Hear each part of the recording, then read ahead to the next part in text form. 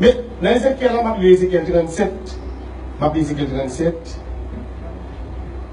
Je m'appelle verset première liste, je m'appelle 7 verset d'Ézéchiel 37. Je vais faire première lecture pour vous. Est-ce que nous lire ou bien on le faire? On va faire. On va faire lecture. Parce que les gens qui disent que je vais bon passage, on va lire. Donc, c'est ma captivité. La Bible va me prêter au rythme, la Bible va me prêter prêter au rythme de ça. Consilia, pourquoi me Ézéchiel là? Je ne vais pas par Ézéchiel là. Ok, nous venons.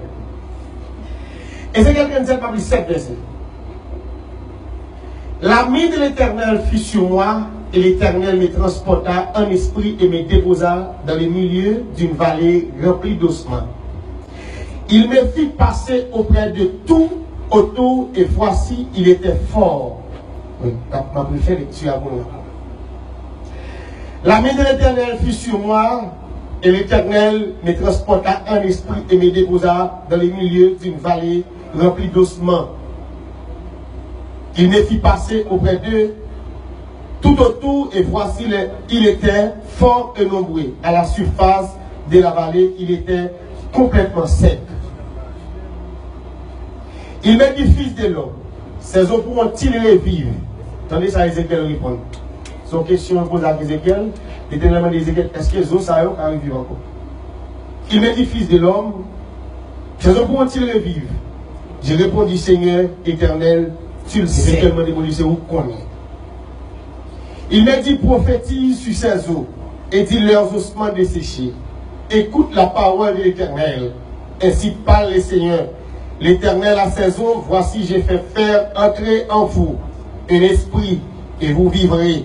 Je vous donnerai des nerfs. Je ferai croître sur vous de la chair. Je vous couvrirai des peaux et je mettrai en vous un esprit et vous vivrez. Et vous aurez que je suis l'Éternel. Je prophétise selon l'ordre que j'avais reçu. Et comme je prophétisais, il y eut un bruit. Et voici, il se fit un mouvement et les eaux s'approchaient les uns et les autres. Parole du Seigneur. Je vais faire deuxième lecture après. Maintenant, passage, ça y a plusieurs bagages qui disent là-dedans pour la fontilité et pour vous comprendre bien.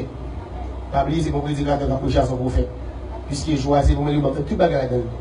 Je dis, les joueurs, pour moi, il faut faire tout le bagage le dimanche là, pour il fait le possible. Parce qu'il y a des gens qui là, c'est bon, c'est pas domaine moi. C'est pas domaine moi non prêcher. Vous comprenez? C'est miracle qu'on fait, mais je veux dire, c'est pour moi, il m'a fait tout le bagage là-dedans. Bon passage pendant ma Bible,